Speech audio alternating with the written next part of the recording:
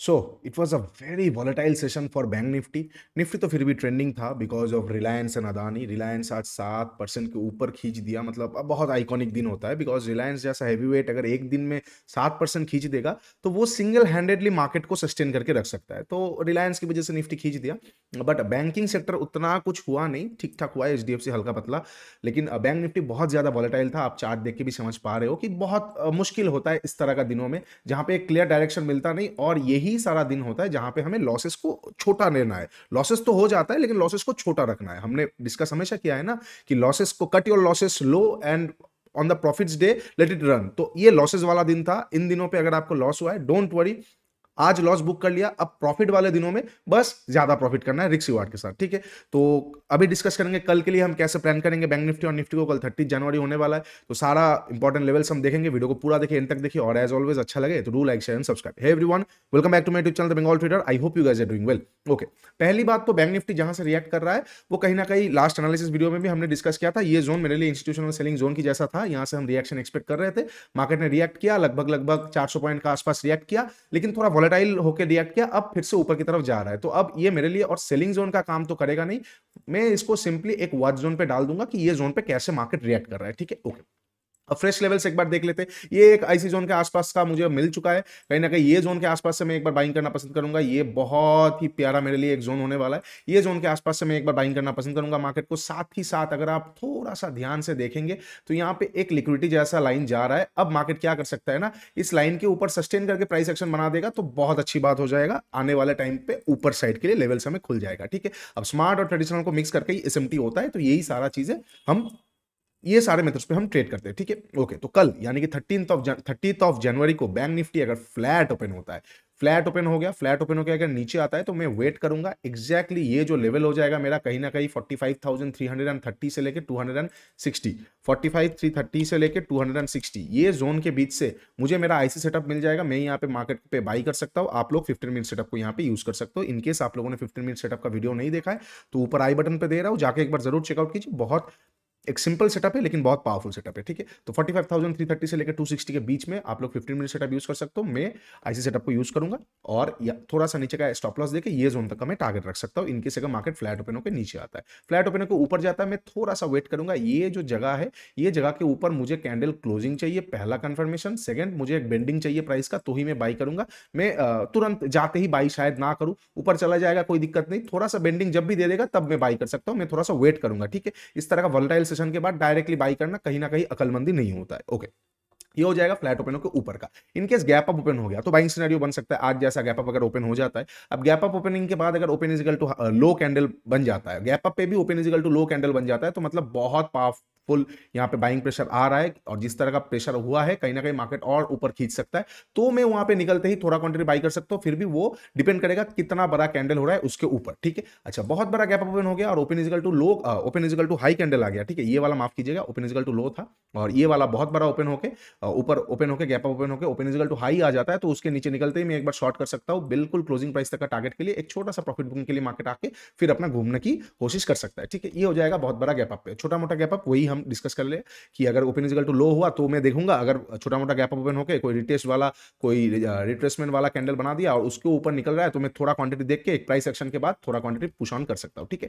मुझे यहाँ पे एक प्राइस का बेंडिंग चाहिए। प्राइस का बेंडिंग क्यों चाहिए? एक तो यहाँ पे एक ट्रेंड लाइन के ऊपर चला आया है, कहीं ना कहीं इंस्टीट्यूशनल बाइंग भी आया है, तो अगर प्राइस का बेंडिंग हो जाएगा, तो एफवीजीएस भी क्रिएटेड नहीं है तो आना बाउंड नहीं है। प्राइस का अगर थोड़ा सा भी बेंडिंग हो जाएगा, वो भले ऐसे हो तो भी चलेगा, ऐसे होगा तो भी चलेगा, तो सेकंड टाइम यहाँ पे मैं एंट्री कर लूंगा, ठीक है। अच्छा, ये हो जाएगा फ्लैट ओपनिंग और गैप अप का। इनकेस गैप डाउन पे हम कैसे ट्रेड करेंगे? गैप डाउन कहां पे ओपन हो रहा है? ये जोन के आसपास ओपन हो रहा है, मैं वही आईसी को एक्टिवेट करूंगा। और ये जोन के नीचे ओपन हो रहा है तो मैं थोड़ा सा देखूंगा। वाई थोड़ा सा देखूंगा?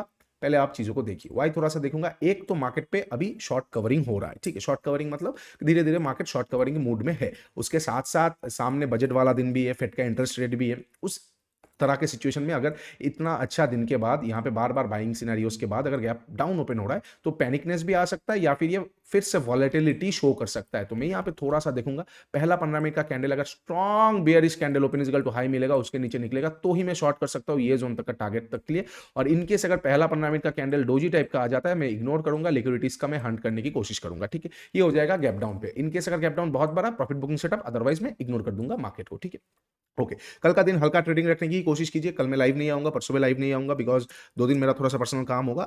बजट के दिन पे 1 तारीख को हम लाइव आएंगे, तो 1 तारीख से पहले थोड़ा हल्का रखिए ट्रेडिंग सेशन। इस तरह का वॉलेटिलिटी बढ़ सकता है। इंडिया विक्स देखिए कितना शूट अप हो चुका है। इंडिया विक्स लगभग 13% अप है, आज 15 हो चुका है, 17-18 हो जाएगा। तो इस तरह का जो चीजें होने वाला है वो बहुत कॉमन हो जाएगा, बहुत बड़ा बड़ा, ठीक है। एक एक कैंडल में 200-250 पॉइंट, तो वो अनहैंडलेबल हो जाता है। तो हल्का क्वांटिटी रखिए, थोड़ा सा फार ओटीएम यूज करने की कोशिश कीजिए। स्टॉप लॉसेस को थोड़ा बड़ा रखने का आपको पड़ेगा ही, इसलिए ओटीएम यूज कीजिए ताकि स्टॉप लॉसेस बड़ा होने के कारण भी आपका पॉइंट ज्यादा ना बढ़े, ठीक है। तो ये हो जाएगा सारा बैंक निफ्टी का सिचुएशन। अब थोड़ा सा हम निफ्टी डिस्कस कर लेते हैं। निफ्टी में कैसे क्या प्लान करेंगे। निफ्टी देखिए एक तरफा गिरा, मतलब भागा है, लेकिन वैरज अगर हम ऑप्शन का प्राइस देखेंगे भी, कुछ भी ऑप्शन का प्राइस देखते हैं, जैसे कि मान लेते हैं 21,700 का भी देखते हैं, ठीक है। तो आप पहले एक चीज देख लीजिए, ये कौन सा जगह है। लगभग लगभग हम अगर यहां से देखें 9:45 के बाद से ऑप्शन का प्राइस बढ़ा है सिर्फ और सिर्फ 50 पॉइंट। ऑप्शन का प्राइस बढ़ा है सिर्फ और सिर्फ 50 पॉइंट, लेकिन एक एक डिप में मार्केट पे बहुत ज्यादा ऑप्शंस का प्राइस टूटा है, ठीक है, 40 पॉइंट 50 पॉइंट। लेकिन टोटल ओवरऑल 9:45 के बाद से क्लोजिंग प्राइस तक हाई इसने लगाया है 54 पॉइंट्स। वेराज अगर हम निफ्टी की बात करें तो 9:45 के बाद से ये रहा 9:45 का कैंडल, इसके बाद से निफ्टी कितना पॉइंट भागा है, लगभग लगभग 180 पॉइंट्स। तो 180 पॉइंट्स के अगेंस्ट पे एट द मनी हो, वो डीप इन द मनी में आ चुका है। कुछ भी हो जाए, जो डेल्टा का मतलब इंक्रीजिंग जो पोर्शन होना चाहिए था वो उतना भरा नहीं है। ये थोड़ा सा कंसर्निंग चीज है, ठीक है। तो इसीलिए मैं बोल रहा हूं अंधाधुंध वहां पे बाइंग मत कीजिए। इंडिया विक्स बढ़ रहा है, इसीलिए ऑप्शन का प्राइस बढ़ रहा है। थोड़ा सा भी मार्केट रुक जाएगा, या फिर मान लेते हैं निफ्टी कुछ नहीं किया, निफ्टी बस क्या किया, यहाँ पे थोड़ा रुक के एक रिट्रेस करके गया, तो ये जो रिट्रेसमेंट वाला रहेगा इसमें बहुत प्रॉब्लम सिनेरियो हो जाएगा। आपका ऑप्शन का प्राइस आपके आंखों के सामने इतना टूट जाएगा, आप वहां पे बैठे नहीं रह पाओगे। तो इसलिए थोड़ा सा आउट ऑफ द मनी कीजिए, क्वांटिटी घटा के रखिए और हल्के में ट्रेडिंग लीजिए, ठीक है। अच्छा, ये हो गया मतलब निफ्टी का आज का सिनेरियो, रिलायंस की वजह से भाग गया है। और निफ्टी में जो 750 वाला जोन है वो मेरे लिए अभी भी इंटरेस्टिंग जोन है, बिकॉज 4 आवर और 1 आवर में कहीं ना कहीं एक मेजर ओबी सेलिंग साइड का है। लेकिन सेलिंग साइड का ओबी होने का कारण भी मैंने आज लाइव में बार बार बोला है, निफ्टी को शॉर्ट करने से मैं थोड़ा सा डरूंगा। क्यों डरूंगा, रिलायंस और अदानी को इस तरह का पावर मूड में जब रहता है इतना हैवी वेट स्टॉक्स और जो मार्केट मूवर्स है, तो निफ्टी को गिराना थोड़ा मुश्किल हो जाता है। इसलिए मैंने आज निफ्टी को शॉर्ट नहीं किया, लेकिन अभी भी ये मेरा वॉच लिस्ट में ही रहेगा, वॉच जोन में ही रहेगा। तो इनकेस अगर निफ्टी कल फ्लैट ओपन होता है, फ्लैट ओपन होके अगर वो ऊपर जाता है, मैं थोड़ा सा और वेट करूंगा, क्योंकि इस तरह से खींचा है ना कोई प्रॉपर प्राइस एक्शन के बिना में, तो कहीं ना कहीं ऊपर जाके थोड़ा सा रुक जाएगा, रुकने के बाद तोड़ेगा तो मैं वहां पे बाई कर सकता हूं, अदरवाइज बाइंग नहीं करूंगा, ठीक है। फ्लैट ओपन हो गया, अगर नीचे आ रहा है तो ये रिएक्शन जोन होगा। अब फर्स्ट पुल बैक पे मैं कभी भी शॉर्ट नहीं करूंगा। इस तरह का मार्केट पे, इस तरह का प्रेशर में मैं क्या करूंगा ना, एक्सक्यूज मी, निफ्टी में थोड़ा सा मुझे इत्तू सा भी प्राइस एक्शन दिख जाएगा, इत्तू सा भी, मतलब इत्तू सा भी दिखेगा, मैं यहां पे शॉर्ट कर दूंगा। मैं थोड़ा सा ऊपर का एसएल देके कहीं ना कहीं ये सारे जोन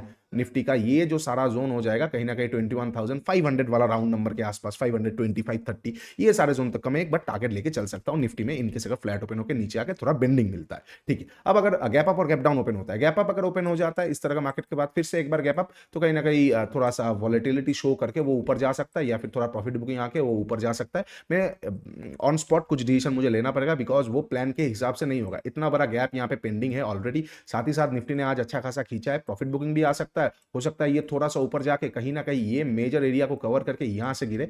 तो हमें ऑन स्पॉट लेना पड़ेगा कैसे क्या हो रहा है। अगर फिर से रिलायंस कल गैप अप ओपन हो गया और दिख रहा है कि अच्छा खासा चाल है रिलायंस में, तो निफ्टी को शॉर्ट करना थोड़ा सा मुश्किल हो जाएगा। तो मैं वहां पे थोड़ा सा डिप में बाई करने के बारे में सोच सकता हूं, अदरवाइज मैं पंगे नहीं लूंगा, ठीक है।